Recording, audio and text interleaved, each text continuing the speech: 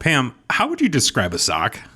Well, if you're talking about a security operations center, I really think of it like the brains sometimes of the operation, where there's all this hive of activity and everything's coming in and going out, and it's a lot to process. One of our guests this week described it in a way that I actually really liked. She called it the eyes and ears of the organization. And I think that's really true, especially when you think about what's going into the SOC and what's coming out of it. It's the key processes to help you understand what you're seeing and what you're hearing. This is the Security Intelligence Podcast, where we discuss cybersecurity industry analysis, tips, and success stories. I'm Pam Cobb. And I'm David Moulton. I talked with Emma Bickerstaffe, Senior Research Analyst at the Information Security Forum, and Jamie Cowper, Director of Marketing for IBM Resilient, about the evolution of a SOC. Something I thought was really cool was in our conversation, Emma was able to go from very detailed conversations, very practical advice, up to the highest level to give you that context that helps you understand what's going on in a SOC and what the experiences are of some of the professionals that she interviewed. Here's our conversation. Well, my name's Emma Bickerstaffe. I'm a Senior Research Analyst at the Information Security Forum, so the ISF. I've been here for around 2 years. My background is defence and security within the government, and then since I've been at ISF, I've been focused on data leakage prevention and more recently a research project on building a successful security operations centre. It'll probably help a little just to give it a quick background on the ISF. It's 30 years old this year.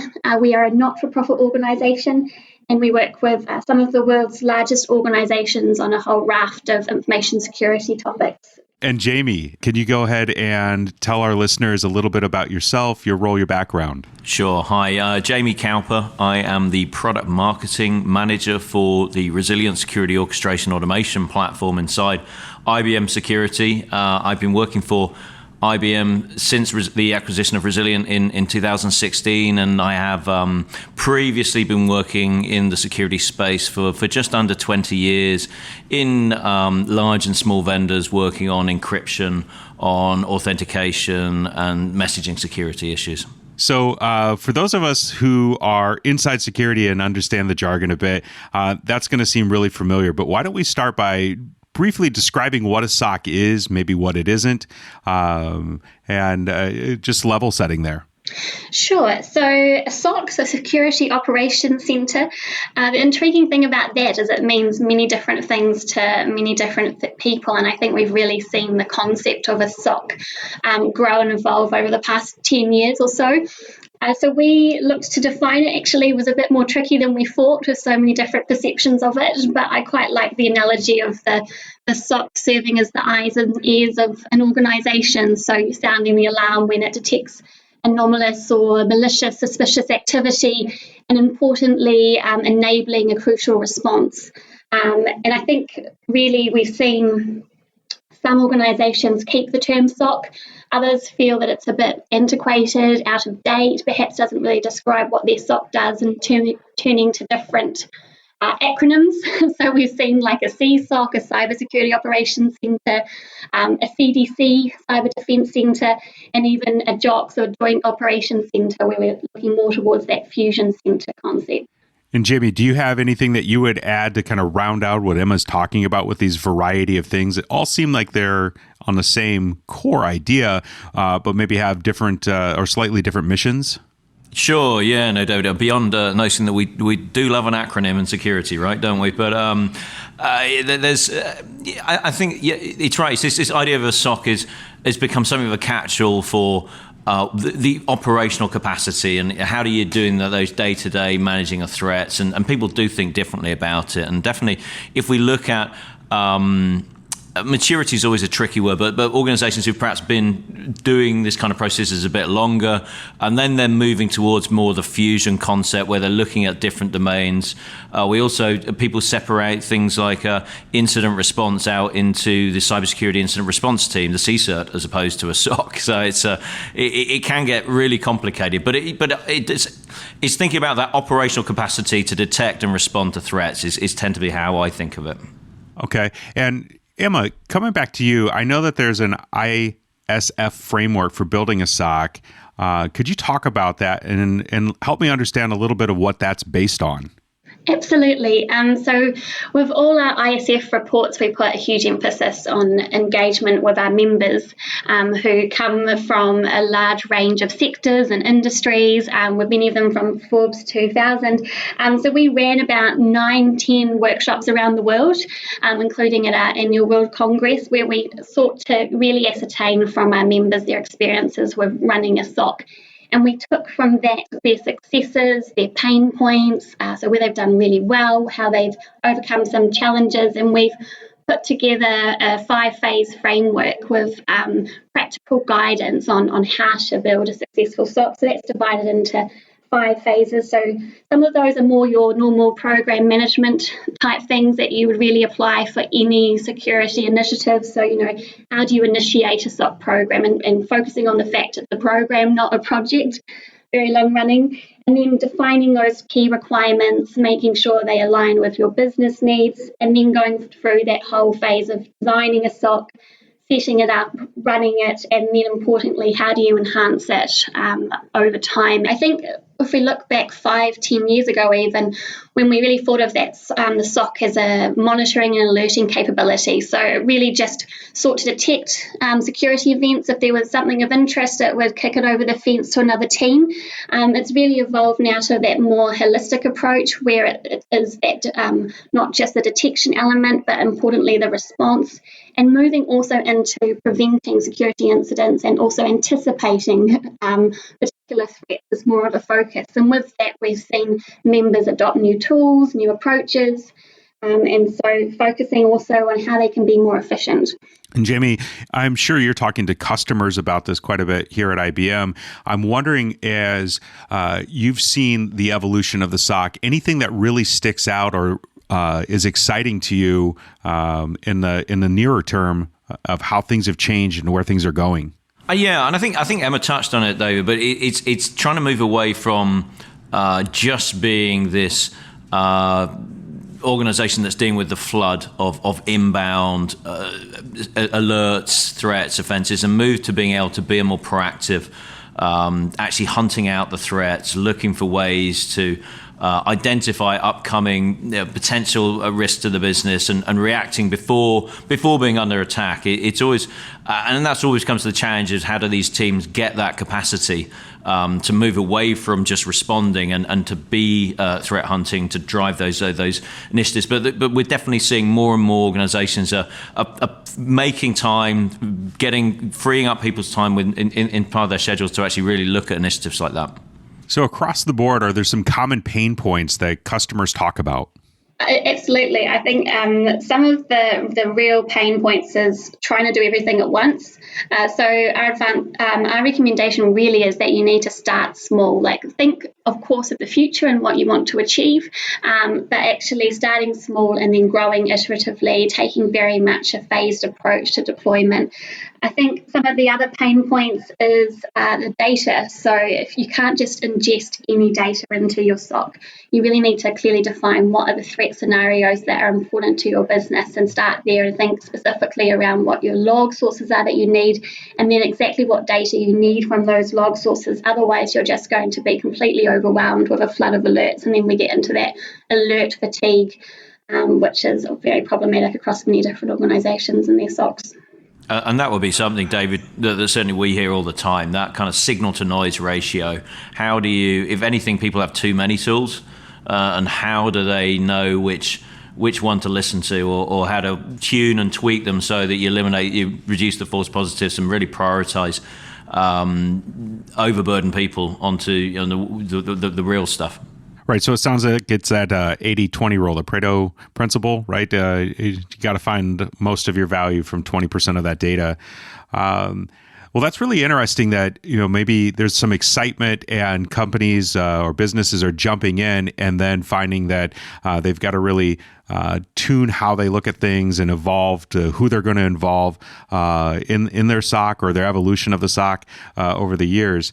Would you say that most organizations have a fully operational SOC? I think there's definitely organisations that have an operational SOC, but really whether it's achieving exactly what they want to, is quite ambitious. Having full visibility, for example, is an extremely ambitious objective, but one that everyone's trying to achieve. So I think because it really is such a multifaceted, complex undertaking to build a SOC, we're really thinking at least 18 months before we've got the cogs rolling. And then after that, you're starting to enhance it, add new capabilities. Now, for example, EDR, user entity behavior analysts, automation are all becoming the rage. So we're trying to adapt constantly to new technology, new tools, and an evolving threat landscape, of course. And so as you're thinking about that, it sounds like there isn't a point where you can check the box and say, our SOC is up and it's running, because the data changes, the threat changes, how you're going to approach protecting your business or what your goals are. Those all evolve as the business and the landscape change, right? Absolutely, and your SOC can never be stagnant. And it's not even just looking about what your business requirements are, which of course can continue to change. You might have a merger and acquisition, for example, but it's also the fact that you are still learning about how to use your tools. You still need more people to be able to run your tools. So no, your SOC is never stagnant. It's constantly having to adapt. So that first step may not be getting the support, but to very clearly define the benefit to the business. And then, like you said earlier, maybe start small and define what data you need to look for a particular outcome. Absolutely. You really need to have a handle on what the business driver is for the SOC, and talking early on with business stakeholders about that, making sure the expectations are aligned with yours, and that you have clearly got that defined. We've seen some organisations using a SOC charter as well as a good way to actually document what the objectives and the mission and vision of your SOC is. Jamie, are you seeing customers that have a charter versus not having a charter maybe more or less successful as they're setting things up? Yeah, I think definitely people who have that clear idea of where it's going to go and have and I think the critical thing is that senior engagement and empowerment. If you look at it, often, unfortunately, we find that the trigger event might be some kind of security incident or breach that actually unlocks the budget or gets the executive buy-in. And then it's about, well, how do we build out? What is our strategy for setting this up, roles and responsibilities? How are we going to grow it? How are we dealing with different regulatory regimes or different operating groups? Or because a lot of customers, you may have completely different tooling in different territories, for example. So you have to really think about how you build out. So having that planned, structured approach and a charter as part of that makes a ton of sense. Absolutely. And the charter can also ensure that you're aligned with the organisation's risk appetite, that you've taken into account the compliance requirements and that kind of thing. So, Emma, what business drivers have helped ISF members or customers secure buy-in and the resources that they need to get going? I think, as Jamie said, suffering from a security incident or a cyber attack is definitely one driver that often prompts people to not even start a SOC, but perhaps improve the one they already have. The other one that we often see a lot of ISF members talk about, particularly in the financial industry, is the compliance requirements, so compliance with legal or regulatory contractual requirements that perhaps for a monitoring capability. In saying that, though, we really kind of caution against having an over focus on compliance requirements that will really consign your SOC to more of a checkbox exercise rather than actually reaching its full potential. Some good business drivers are you might be setting your SOC up because you have a particular threat like espionage to address. Reducing the costs that are associated with security incidents is another one. So, I mean, if you have a SOC, a monitoring capability, something that's responsive and agile, proactive, you can then detect security events earlier, respond faster, and ideally prevent events as far left along the cyber attack chain as possible. So you can then tie into that the protecting your organisation's brand, the reputation, and also the financial risk that comes with that. I think that's actually a good point. And David, if we look back on some of the Ponemon research on cost of a data breach, you can see the use of some of these, whether it's automation or incident response platforms, can pretty dramatically reduce the cost of a breach or the cost per lost record. So that risk, if you've got a good process, you should be more likely to identify these risks earlier in the life cycle and hopefully reduce the dwell time and limit the risk exposure to the business. As I say, I think another really interesting one that I've seen ISF members talk about is leveraging the SOC as a sort of marketing tool that can really help serve as a differentiator from competitors' products. I think that's quite an interesting business, sort of driver that people have managed to get that buy-in. All right. So when you talked about like starting small, do you have to build the SOC internally, or is that something that you can do externally, or is there an optimal mix of those types of things? Talk to me about that a little bit. Yeah, so there's a mixture of different ways you can go about building a SOC. In the report, we've divided this into three. So an internal SOC where you're building it entirely within your organization with your own staff, equipment, processes. We've also have an external SOC where you're using the services of a managed security service provider, so you're buying a SOC. And then we also have a hybrid SOC, which is a mixture of the two. And so what I think we see ideally that we used in the workshops actually, we ran an exercise where we asked what are the benefits and the limitations of these three different types of SOCs. We're realizing, of course, there's variations across the entire three.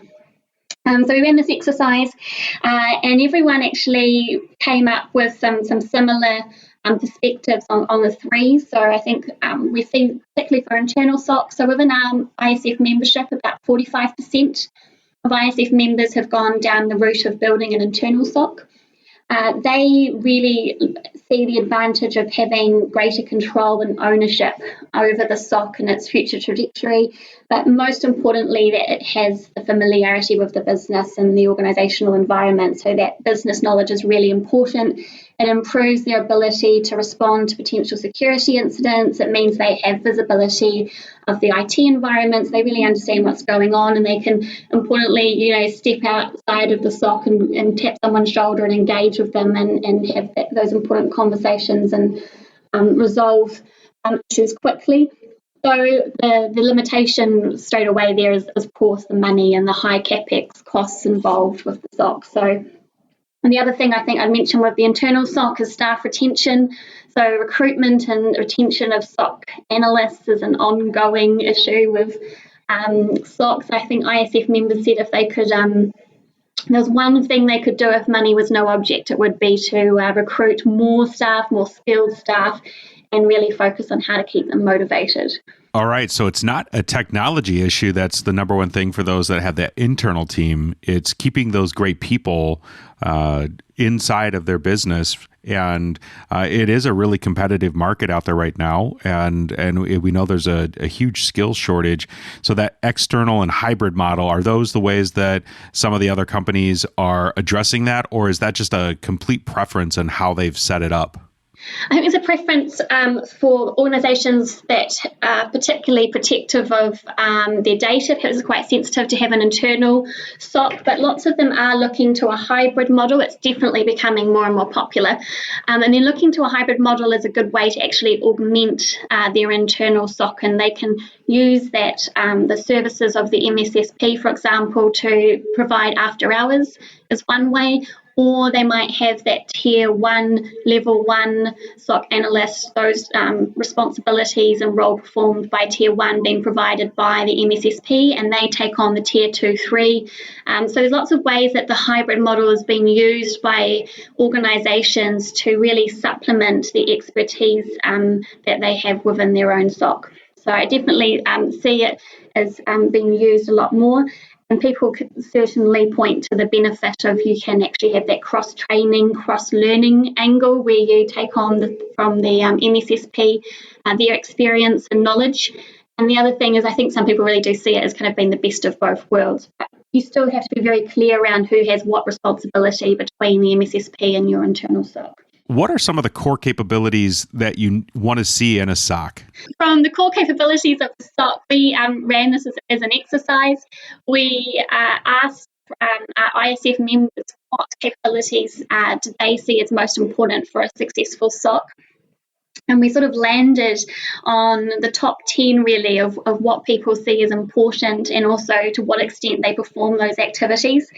And there are so many different capabilities that can fall within the remit of a SOC. I really just think it depends how you as an organisation slice and dice. It's like almost like a lolly scramble, pick and mix type thing. So we've kind of tried to just extrapolate out into even a higher level. So we've taken 5 core capabilities. So the first we see is that data collection and correlation. And that's really looking at what data you want to collect and then how you correlate it. And that starts from actually deploying your sensors to selecting the right data and then correlating it so you're getting the alerts that you need to address those use cases that you've identified. And then the second core capability is really around detection.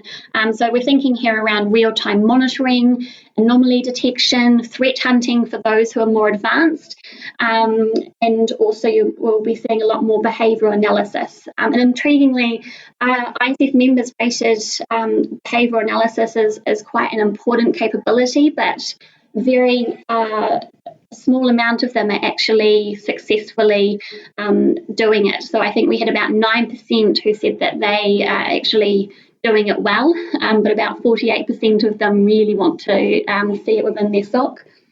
The third one is around that kind of that monitoring side, so triage and actually determining what alerts come through your SOC are actually important, what are false positives, what actually need to be escalated for further investigation. And that leads me into that fourth capability, so security investigation. And here you can see your forensic analysis, your malware analysis, to what extent has a security incident occurred, how would you classify it? And then the final one is incident response. And it's an interesting one because we all talk about the importance of a SOC and incident response, but of course a SOC will hand off to other IT teams to contain, eradicate, recover. But more and more we're seeing some of the advanced organisations actually having some sort of ability to take remediation actions. And that will be normally for a certain class of security events under kind of very predefined parameters which have been agreed with stakeholders. And some organisations will balk at it, find it perhaps a little bit beyond their bravery or something that perhaps it might be in the OT environment, which might, of course, be completely beyond their hands. Others see it as being really useful in that they can contain something really quickly if they need be, and they've got that predefined authorization to do so. I think you come back to the processes there, really, don't you, Emma? Because it's about understanding what your threats are and what the response might be, would then allow them to say, well, we always expect this to happen if we're investigating a malware outbreak or a denial of service, and then having a predictable response behaviours. Absolutely. And so I think if we can just summarise in that we've got 5 key capabilities, and that's data collection and correlation, detection, monitoring, security investigation, and incident response. And as SOCs really further evolve and develop, they'll be adding various sort of services or capabilities to improve their ability to do each of those capabilities and perform them well. So as you think about that evolution, what are SOCs doing to enhance themselves over time? Yeah, so a lot actually. I think a lot of them are turning obviously to SOAR tools, so security orchestration, automation and response tools to improve the efficiency of their SOC. It's one way to really address the alert fatigue so that the automation can take some of those more mundane, repetitive tasks off the hands of the security analysts so they can focus their time to more complex investigations or the like of threat hunting to go and search for those unknown unknowns rather than the known knowns, which is what you really configured your SIEM to detect. So we've seen, the SOAR tools definitely of much interest to members. I think for those that are doing SOAR well is really much still a learning process because you need to have very defined certain processes that you're applying automation to. I mean, you need to have if you have a bad process and you apply automation to it, then you're just really aggravating an already bad process. Right. So, are any of the ISF members or customers or your personal experience of a SOC successfully implementing changes that improve their incident response? Absolutely. I think actually one of the things that I've seen as a trend is the use of purple teaming, which is more around the detection, but it then means that you can respond. But they're looking at purple teaming where they're combining the blue and the red so that the red will be simulating a particular threat attack or scenario and testing whether the alert criteria is correct so that you can pick it up, or do you need to actually fine-tune that alert criteria. So purple teaming is one way I've seen really good improvements made as a result of that, and that's really ensuring that you're fine-tuning what you've got so you can respond. And how about any other area of the SOC where you see teams are doing something innovative or a little different to improve their capabilities? Actually, one thing that I saw an ISF member using, which I quite liked, was the concept of the golden week, which is actually allowing their analysts to go and innovate for a week. So they step out of what's their day-to-day tasks and have that chance to do something a bit different. That might be threat hunting, it might be a completely new initiative that they have to improve the running of the SOC. I think people are using threat intelligence more and more. How do you use that effectively for your SOC so that you can respond well, that you can also ensure that you're reviewing whether vulnerabilities that apply elsewhere, how they affect your particular assets and what you can do to prevent a security incident happening for your organisation. What else are people doing to evolve? I'm seeing some interesting stuff around machine learning in some organizations where they're really bringing data scientists into that SOC world. I mean, one thing the SOCs aren't short of is data. So if you get the right algorithms and models, really helping to predict the whether something's a real threat or the severity of it, or even down to who are the right team to follow this up. Or there's some interesting models you can build once you start. But I think it's still quite early, but there's definitely interesting use cases in terms of what are the real threats, how to prioritize workload. Yeah, and I think the data scientist piece is coming into play as well of using data lakes. So we're seeing lots of organisations build data lakes, and then seeing how they can apply the security analytics, the machine learning, the behavioural analysis, and overlay that onto the data lakes to anticipate threats better. And that combines pretty nicely, actually, with some of the threat intelligence you get that helps you say, well, is this something I need to worry about? And then linking it back into your own environment. Yeah, exactly. And I think it's really important as well that we don't just think about all the different event data and the logs and the net flow, etc., that you need and to feed into your SOC. It's also that contextual data, which it is importantly the different threat intelligence feeds you need, but also your vulnerability scans, your CMDB. I mean, that's one of the things that we've seen organizations struggle with, is not having a thorough, robust CMDB and asset registry in place, and that can really be a point of issue for a SOC. So having those vulnerability scans as well, HR feeds, for example, there's just so much contextual data that we need to think about as well as that event data. And I would imagine, Jamie, you're seeing customers that are focused in this way, automate quite a bit, try to find ways of orchestrating around the key elements of their business. Do you have any examples that you can share with us? So it's that combination of looking at the internal crown jewels. The other one is increasingly what are those external threat factors? So what are companies, and the context is really the key word here. So what are organizations like mine or in my geography, in my business, what are they seeing? So getting that relevant threat intelligence, you can building the playbooks based on that, keeping it manageable in terms of those numbers. What are the top threats, and then building the automation and the flows around them. So that's absolutely, you can't fix everything at once. So you have to focus on those specific use cases. And typically, insider threat is a very common one across customers. Phishing is always there, right? Just because of the sheer volume. And then it really depends on maybe some industries are aligning. In banking, we're seeing a lot of work where you're aligning fraud use cases with traditional cyber SOC ones. In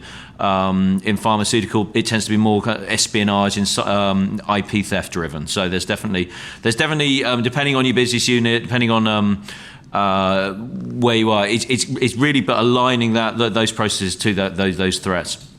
And I think we talk about having these use cases, and as part of the use cases, when you're defining your correlation rules and setting up your alerts, etc., it's just as important to think about incident response and how are you going to respond when your SOC actually picks up the particular activity which suggests that you're detecting that threat. So it's no point detecting something if you don't know what you're going to do once you've detected it. So it's really important to have some guidance at least on what your analysts should do when they do detect that activity. So we've talked a lot about how the SOC has evolved up into present. I'm curious what you see in the future for the SOC. How is it going to change? What are some of the things that you anticipate will drive the change? I think as we look ahead, we might go increasingly more towards the cyber defense center type concept or the fusion center, where the SOC is integrated into a broader umbrella group. So that it can have that close collaboration and engagement with the CSIRT, with the threat intelligence team, so that as you see the line between detection and response blurring, I think we'll see more and more tools being cross-pollinating across the various teams that previously have been distinct. I think we'll see more of a collaborative, holistic approach, which incorporates the detective and the responsive elements that are really important for a SOC to achieve. And maybe we won't be calling it a SOC in 10 years' time. I'm not sure if the term will still be around. That's one out for the jury. I agree. I think conceptually, though, the idea that there's a team that's dedicated to protecting value for the business, making sure that you're compliant, making sure that you've looked at ways of being ready to respond and keeping those core things about the business safe, that won't go away. I think that that's going to be key. Absolutely. And I think we'll still see more and more tools. I mean, machine learning is definitely starting to be more of a thing within the SOC. I don't think it's fully fledged yet. So I think as we move forward, that we will see it having a more of a role to play and definitely be a vital component of a raft of different tools that the SOC uses. And those data scientists will probably be more on those staffing models that a SOC will be considering as well. Always evolving and innovating here in security. So, Emma, thank you so much for taking the time to talk to us about the research you've done, share a little bit of an insight into the report that you've talked about. Our listeners can find that and a link to the show notes. Thank you so much, David. It's been a pleasure to join you today. The listeners, absolutely, they can go to www.securityforum.org to access all of ISF reports. There's a number of executive summaries available for download there across numerous topics that we've been looking at this year and in the last 30. I really love that Emma and Jamie offered so much practical advice in their conversation. I'm curious, were there any takeaways, David, that you hadn't considered before? So, Pam, one of the things that I really thought was interesting was using the SOAR tools, the automation, to free up the analyst. If you can put something on autopilot and you know that you're going to get repeatable results, you're going to get that speed out of it, it opens up really smart people, those that work for you, to go and be creative, to be innovative, and to come up with new things that keep them excited, maybe find new automations, find new things that could be stronger in your processes and your security, or invent new tools that help you deal with the very specific problems that you face in your business. So having that golden week, that's an incredible idea. I think that any company that doesn't consider trying that out is going to be missing out. That really is living the dream, like the promise of AI and, without the fear of imminent Skynet and Terminators, of, being able to make use of the tools we have to further and free up people to do what they do best, which is creative problem solving. And I really love that idea of the golden week and taking the time to go do the one thing that you just want to dive into and explore. And it's like the idea of taking sabbatical in other professions, where you get to take that time off because you've earned the right through your experience and your contributions to the company to go explore and better yourself by taking on a learning in a different area. A golden week to me seems like a really attractive reason to go work for a company, right? Like, how do you attract talent? We've got great tools and automation, and you've got this golden week where you can go invent the future. And how exciting is that? Well, on the heels of the golden week, David, do you have any good news for us this week? No good news. Sorry. We're out this week. I'm kidding. I think the piece of good news that really struck me was something that I shared a little while ago on my LinkedIn, but was this idea of the language that we use, the things that we say can sometimes put us into a position that we don't want to be in. And particularly when we think about a phrase like, I'm not technical, right? That is something that I think we should all stop saying. We may not believe ourselves to be technical, but then when you dig in and actually look at the skills that you have incredible, capabilities, incredible skills. And when you start out with something that's negative like that, it puts yourself in an odd position with the people around you, the way that they see you. And so maybe for the second half, if all of us can think about ourselves in a positive way and put a pause on something like, I'm not technical, I think we'd see improvement in ourselves and those around us in the way that they think about themselves by just changing our language. Yeah, I have seen very much in the last week or so how much words matter. And I think this again speaks back to something I said earlier of fulfilling the promise of yourself. And when you open with a negative thing like, I can't do this, I'm not good at that, I mean, that definitely takes things away. And when you think about what we've heard in the market about cybersecurity skills shortage and all of the different ways that unexpected backgrounds can contribute to this profession, I think, maybe you're not technical, but I bet you can probably solve a problem in an innovative way that people that have been trained in computer science or, very technical professions can't. And I really think that it's a lesson we all need to take to heart. Yep, absolutely. So that's all we have for this episode. Thanks to Emma Bickerstaffe and Jamie Cowper for joining us as guests. Subscribe to the podcast on Apple Podcasts or SoundCloud and make sure you never miss an episode. Thanks so much for listening.